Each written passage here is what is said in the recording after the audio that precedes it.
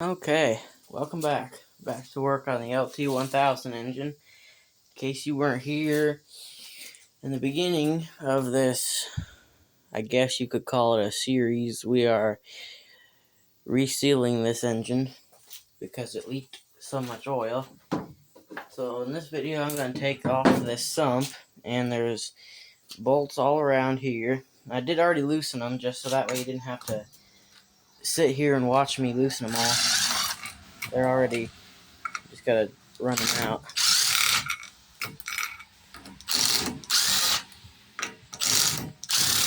Try to make these videos as productive as possible. I'm still relatively new at this, so like and subscribe if you haven't already. Trying to get to 50 subscribers if I can. There were a couple of these bolts that were really tight, and I thought they were going to break, but they didn't, thankfully.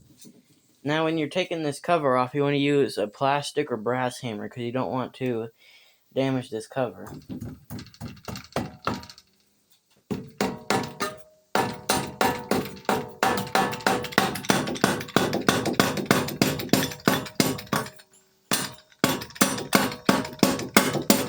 This engine is like 20 years old, and this cover has probably never been off, so they get relatively stuck.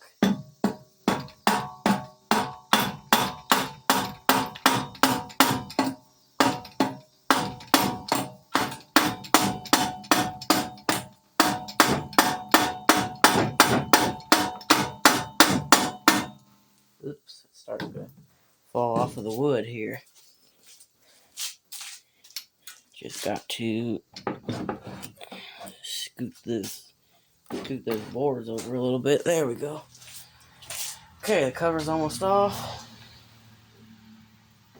That crank is rusty, so that kind of holds it up sometimes.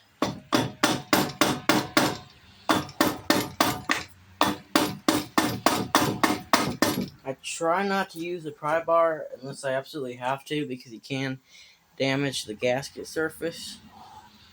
That is a machine surface, so if you're going to do it very gently.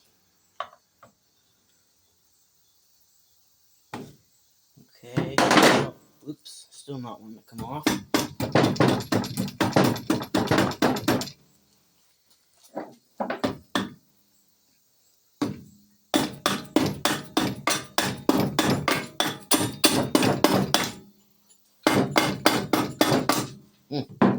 Never had one this stuck before.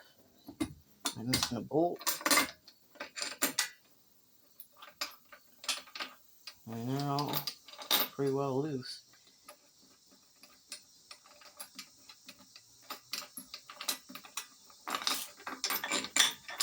Yeah, they're all the bolts are loose.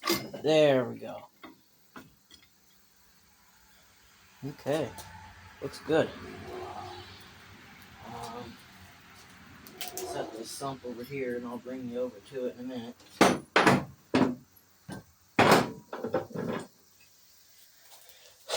Wow, it's got a cast iron cam. Okay, take that governor out. This here is the oil slinger, and it also is the governor.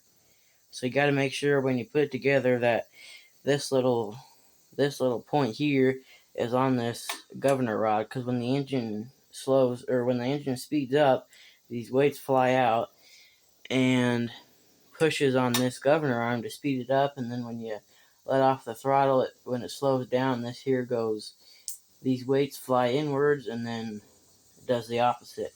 It moves the opposite way on the governor.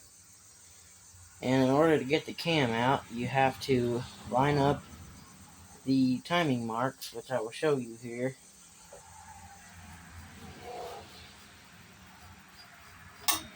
So, I gotta rotate it again because every 2 revolutions for the crank is 1 revolution for the cam, so you gotta get it lined up just right.